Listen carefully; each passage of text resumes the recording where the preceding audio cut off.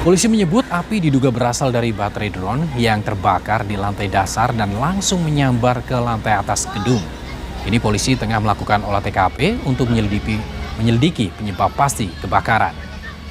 Akibat kebakaran, 22 orang yang merupakan karyawan Tera Drone tewas. Jenazah telah dibawa ke RS Polri untuk diidentifikasi.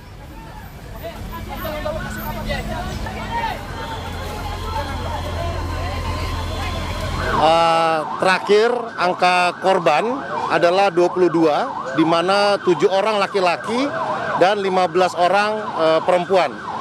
Ketahui pada sekitar pukul 12.30 memang ada baterai di lantai 1 itu yang terbakar. Kemudian sempat dipadamkan oleh karyawan, kemudian ternyata baterai bakar ini menyebar karena di lantai 1 ini adalah salah satu tempat gudangnya.